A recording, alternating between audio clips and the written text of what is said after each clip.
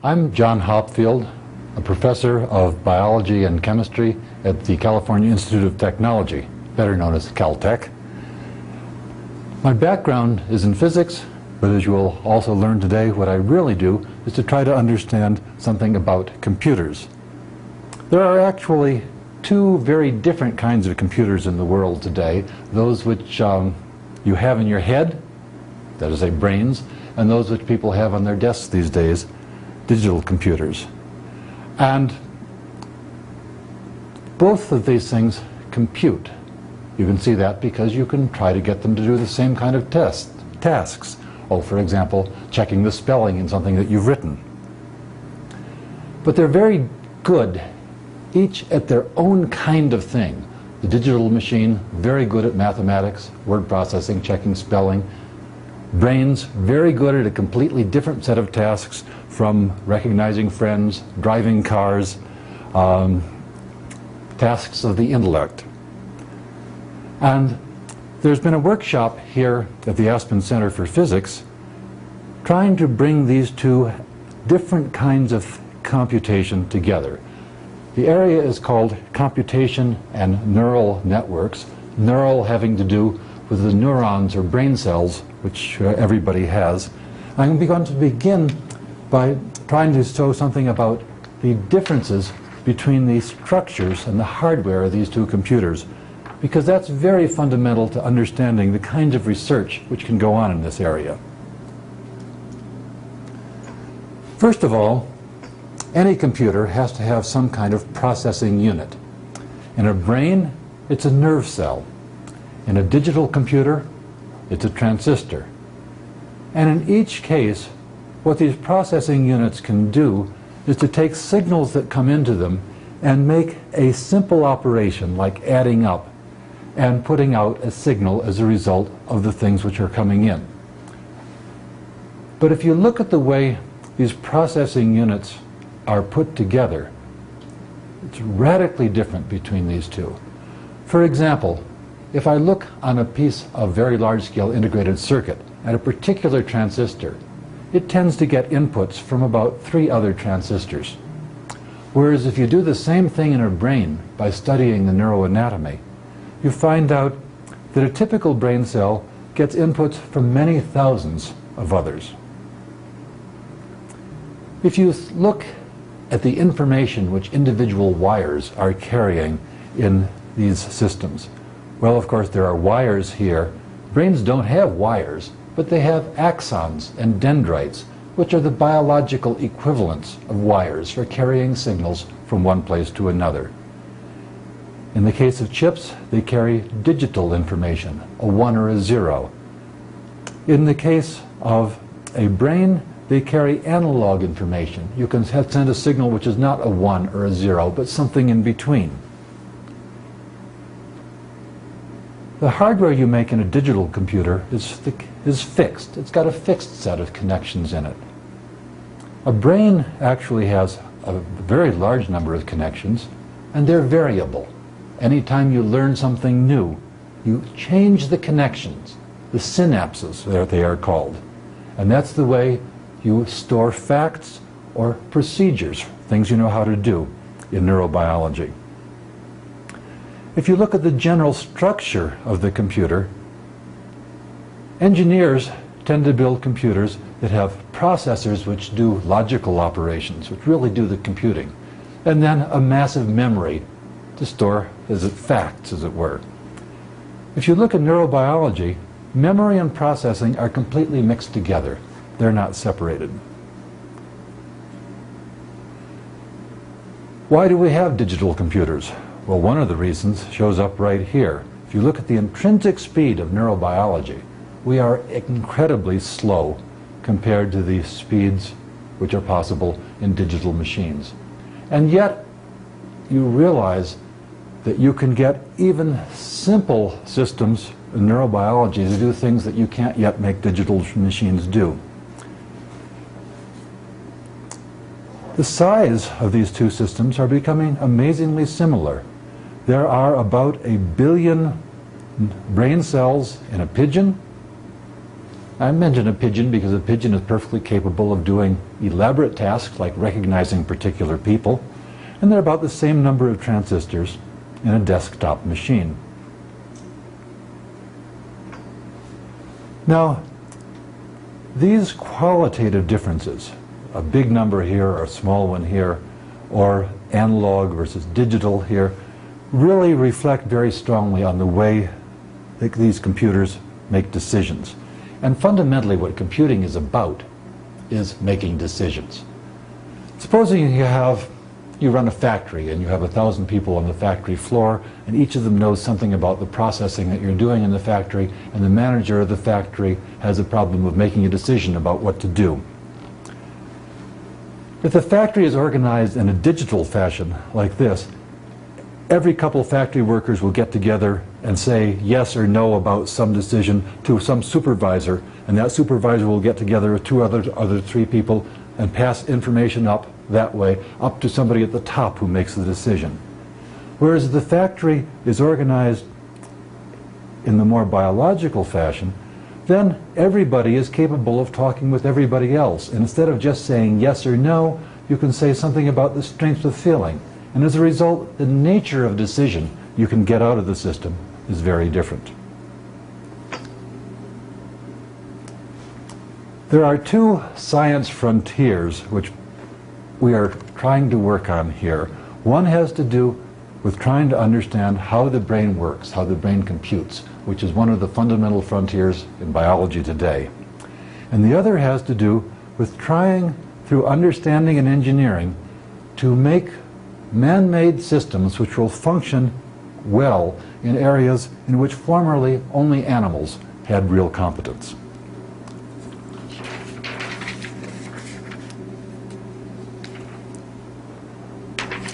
I'm going to talk about some problems in vision, either vision, people seeing things, or trying to make machines which actually can see things, to illustrate two of the kinds of research topics which are being discussed in this program at the Aspen Center for Physics this summer. Suppose we look at the way that people process visual information. I say people, but apes process it in a very similar way, so do goldfish for that matter. The eyes of most vertebrate animals work in very similar fashions. At the retina, you have cells which respond to light. If light falls on a cell, the cell becomes active. And you have about 10 million such cells. The next stage of processing, that doesn't show up very well. The next stage of processing, signals are sent off the retina. There are only about 1 million signal channels leaving the retina. So some kinds of processing has to be done between here and here. But the interesting feature of the processing is that the signals which leave the retina are not just about light. They're about the difference between light at a point and light right around it. And so that if you have the retina simply uniformly illuminated with light, it sends out very little signal. The retina thus doesn't send out a faithful photograph of what you see back to the brain. It sends out a simple computation that it's done. Systems of this sort respond to edges. And a light edge or a dark edge coming across this will make this cell respond. And the first processing in the brain then goes on and looks at the orientation of edges. And so you have cells in the brain which respond not just to edges, but are very selective and respond to edges in a particular direction. The kinds of research topics which this leads to are illustrated here. The first is the question of why is this kind of processing a useful thing to do? You can think about this perhaps in the case of face recognition, where you know that if you have a picture of somebody, you can of course recognize them. But if you have a political cartoonist drawing, just a few lines, a few edges, you can also recognize that person. You can throw away almost all the real detail and keep the edges, and you can recognize that person. And so you can see that edges are actually a very powerful way of conveying information about something that you see. And that is what this processing is about. And one of the subjects of study is to try to understand how, starting from edges, you can actually recognize somebody or an object or understand a scene. The other interesting question is to understand how this system is made. That is to say, how does the brain actually put itself together in such a way that this computation can be done? And what kind of lessons can you learn from the visual system alone, in general, about how the brain works? The other direction that research pushes is very much from the engineering side, trying to make practical systems work where formerly biology really is the only useful system that can solve the task. Let me take a particular example, once again, from the field of vision. We're trying to recognize a zip code, which is written in boxes so that you don't have to look all over a page to find the right numbers. This is a hard task. There isn't a fixed set of rules which describes how to recognize a 7. From an engineering point of view, you now know enough from what I've told you to say, start like biology. Build a silicon network which can recognize and locate oriented little line pieces. And that should be particularly good for numbers, because numbers are just made of little line segments oriented, and you don't have any problem like the interior. It's just all edges. The problem comes, then what do you do next? The research which is going on at present says, let's now construct a network which looks very much like the spirit of the way in which neurobiology is made, but do it in silicon, a kind of thing that one can engineer. So we're going to make neuron-like elements, neurocell-like elements. We're going to make connection elements as in silicon. And the question is, what should you do then about the connections? And the answer is, let's try to learn them. Because after all, that's the way we learn how to recognize handwritten digits anyway. We see lots of them, and we're not told by our second grade teacher rules for how to recognize a 7. She draws a lot of them on the board, and then after a while, we recognize them. And in that same fashion, scientists are writing learning algorithms, learning programs designed to take massive amounts of data of many different people drawing numbers of this sort, and then to let the computer program learn the right connections for use in ultimately recognizing simple patterns like this. Well, these are the two extremes. I'd like to leave you with just these basic ideas. One is that this question of understanding the brain, how the brain computes, is one of the central problems in biology, and it's central also to understanding the nature of man. The second is that the attempt to engineer brain-like systems to perform tasks which animals do well really is forefront engineering and contributes directly also to our understanding of biology. And the last is that the interaction of biology, physics, mathematics, and engineering is really what has been generating the immense progress in this field in the last 10 years. No single one of these disciplines could do it alone. Thank you.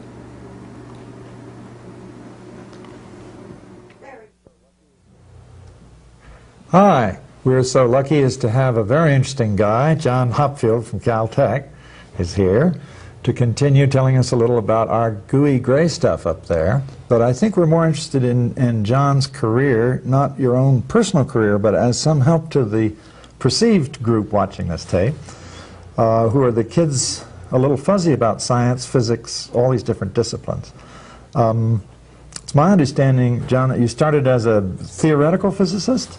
I started as a theoretical physicist, but the way that I'd gotten into physics was the fact that I'd always been interested in how the world around me worked. I was always the kind of person who repaired cars, who built radios, and worked with my hands in the real physical world, and I just wanted to understand more about how it worked. Interesting. I'm an engineer and was tempted by physics and avoided it for that crueler world of engineering. How did the eggheads manage to siphon you away from fixing cars into thinking about? Well, of course, college does take its toll, and I was actually thinking of studying chemistry, and I went had a freshman advisor, and I said, I'm thinking of majoring in chemistry or physics. He happened to be a physicist, and he says, I don't think we need to consider chemistry. Your neuron was right there, slashed and burned. Yes. What I think kids today, and we're not addressing this only to kids, but mostly I think, are very fuzzily guided. They haven't any idea what the real world is like out there. What impression do you think physics and physicists have to the typical high school kid? I don't know. Clearly they have, there are very different aspects of it. There is, so many of the products of technology around us really have to do with physics, and some of that's very positive. If you think of the transistor and the laser as nice inventions in the last few decades of physics, and some of it is a little bit scary with respect to nuclear weaponry. But I don't think they have, I think the sense of excitement of pursuing physics is something which is very hard to get across. Physics isn't, a lot of physics seems relatively obscure, whereas there is an edge of physics which is somewhat closer to technology, to biology, to chemistry, to the world around us, and which is not simply the physics of the extremely small or the extremely large, but it's more the physics of complex systems, which I think should be fairly accessible to young people today. And there's even, as I'm sure you're aware, the Santa Fe Institute, which is not a spring-off of the Aspen Institute for physics, but it is concerned with complexity. There's going to be, as us computer guys work, there's going to be ever more complexity. Well, in many ways, the three frontiers of physics could be said to be the physics of the very small, the very large on physical scales, and the very many. Whereas when you have very many, as Phil Anderson once remarked, more isn't just more. In physics, more is different. Large systems, just by being large, have whole new phenomena in them, which you never see in small systems. Although a handful of sand isn't terribly different than a beach, just to be cantankerous. I suppose that's right. On the other hand, if you throw a handful of... there are circumstances under which more doesn't get you anything new. But look, I've got a few air molecules wandering around in a box, or I've got air molecules, huge numbers producing weather. You win, which is one of the most complicated systems for us to analyze that we have right in front of our eyes, at least that we could reach. Well, something struck me about your field, which I'm in the fringes of, being in the hardware end of it, that it doesn't require hideously complex math, for example, but it requires very much this mystery sort of human thinking, the field that you're in, I would think. And therefore, perhaps, for instance, the basic tools that a youngster had. It might be useful if science helped explain what strengths different fields like to see. I don't think that's done for kids. What you say is peculiarly true. If you, for example, look at the people write computer programs to study how networks of neurons will behave. If you look at the math in those computer programs, that math doesn't go beyond the math which is accessible in high school. And you can write computer programs in Pascal and in BASIC and run them on PCs, which will actually show you some of the interesting things that people are doing in research in this field today. Your field appeals to me a lot because it has what I would think of as a low entry fee. You don't have to build a super collider to make real contributions to it. It's dominated by single people. That's right. Single people, ideas, inexpensive equipment, except when it comes to trying to actually embed ideas in silicon. Then, as you know from your background, that is rather expensive. Breakthroughs in it are, but it's not that expensive. New ideas in silicon are now implementable on a desktop. The new ASIC technologies and things are all focusing on how to create complex silicon off of a home computer. And it's certainly true that by the time you are a college student in engineering, you can actually you can make your own chips. It's one of the things which happens at every good educational program in electrical engineering these days. I did bring with me an exhibit here. This is exactly such a thing. I don't understand the details of it, and it doesn't reconnect, which I think you were asking me earlier. It'd be wonderful if we could reconnect it easily. But this is the obvious thing is take a whole wafer and consider that a chip, and soon it'll be a whole room full of silicon. However, this article and this work was done all by Japanese. Do you think that the Americans have given up interest in the hardware? I think there's a lot of interest in hardware in universities and among individual people. The problem of having companies courageous enough to do this kind of thing, now that's another issue. But it's very important to do. You can't make larger systems by making individual chips and trying to run physical wires from here to there. Sure. You've got to try to make larger and larger integrated systems so that communication between different parts of the computer aren't impossible. Or even maybe think through new ways to communicate through them, which is, again, desktop. Doesn't require billions to do that. But here the problem, as you well know, is the problem of errors. And the marvelous thing about neurobiology, and one of the things you'd like to get from it, is how you can make a chip like that still work if 1% of its components fail. Because in the next 10 years, you'll lose 1% of your brain cells, and you'll probably still conclude you're getting more wise. Is it true that we have most of our brain cells a few weeks before we're born? Well, at the time when you were born, you have a lot of them. The brain is still growing, but interestingly, you have a lot of brain cell death. The time of greatest brain cell death is very shortly after you're born. And you finish adding new cells as well. But look, as you know from wiring this up, there are two different ways of wiring something to get it to work. One is to add new things to make it work, and the other is to make it to begin with many redundant parts, and then just cut out the ones that aren't doing you any good. Well, I was terribly pleased to see in the talk you just gave your recognition of the importance of all these different ways of thinking, from the most theoretical to the most earthy practical. And that's why you're making so many advances in the brain. Isn't there a tendency for fields to become clubs and to refuse to comfortably work with other fields? Have you found that at all? Oh, that tendency is very, very strong. It's strong in universities. It's strong in particular fields outside. Neurobiology resists very strongly being dragged into the 20th century by people who say you must talk somewhat in the language of computation if you ever want to understand how neurobiology works. And on the other side, for all the lip service which people in artificial intelligence have given to learning from biology, very few people in artificial intelligence are willing to go back and look at the anatomy of a brain to help them make their algorithms work. Well, I wonder if our brain is so diffused, and that's very exciting to understand how wonderfully complicated it can be, why our intellectual processes seem to be so sequential.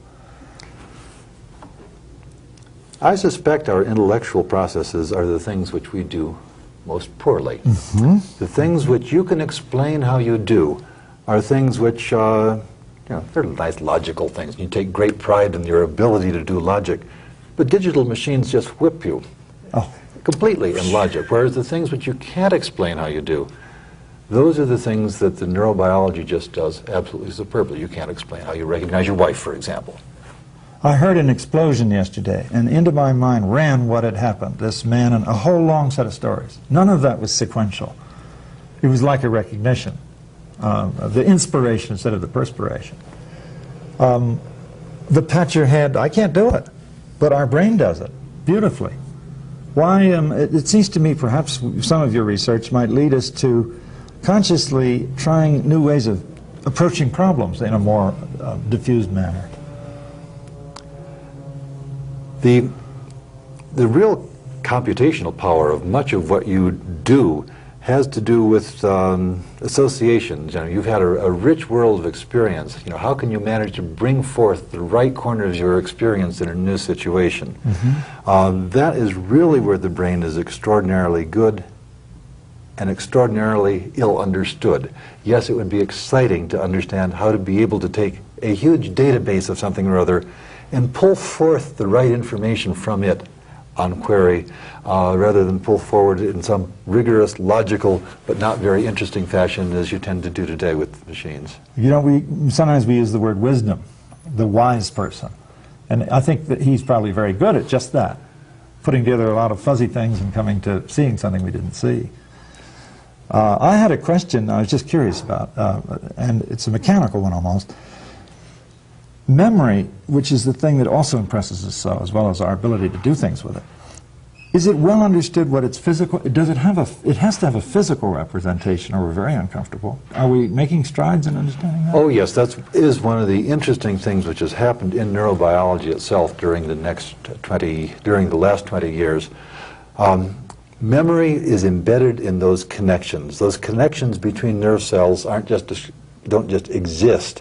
They have a strength. There's a number which goes along with them. It's like the resistance of a resistor. And what happens when you embed a new memory is you change the resistance of some of those connections. And there's a physical change of those connections which you can see in the neurobiology.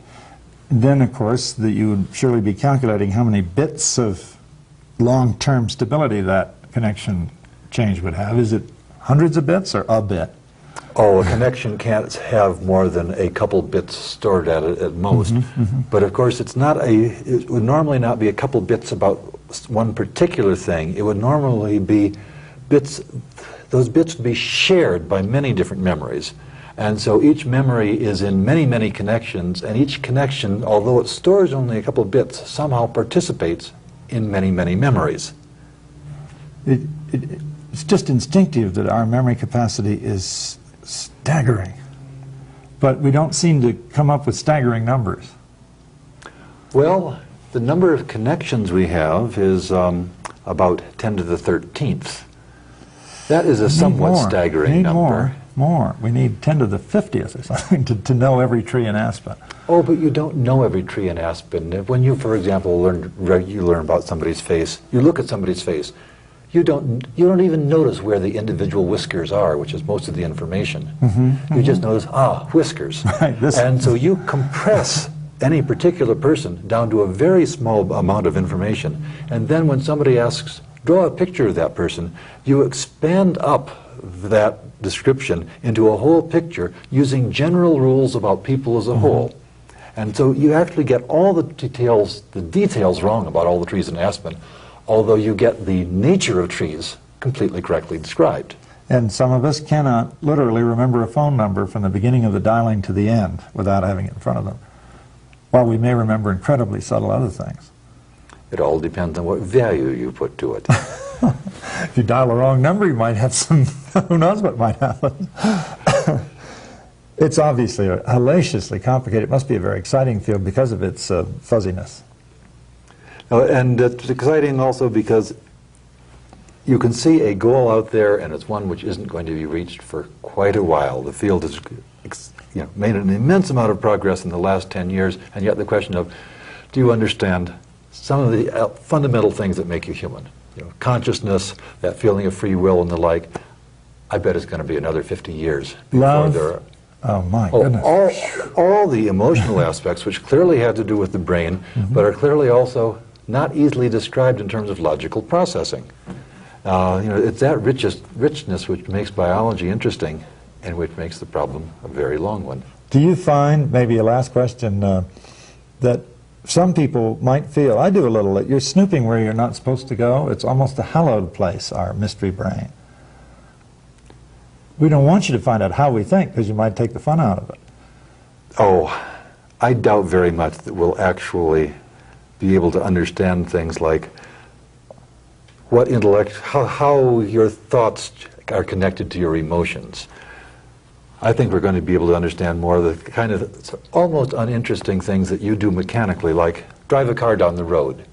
You do a tremendous job. You can't make a computer program do it, and yet you wouldn't feel an invasion of privacy to have a machine drive the car so you didn't have to watch traffic, but you could sit there and watch the scenery. We even like the little speed thing now that that runs the gas department for us. Yes. Well, John, you've been wonderful. I'm so grateful you took some time. As you out there may realize, John's about to talk to Margaret Thatcher. Very calm guy to be influencing the world as much as you might shortly. And we're very grateful you took some time. Well, for us. it's my pleasure, Nick. Thanks for inviting me. Thanks a lot.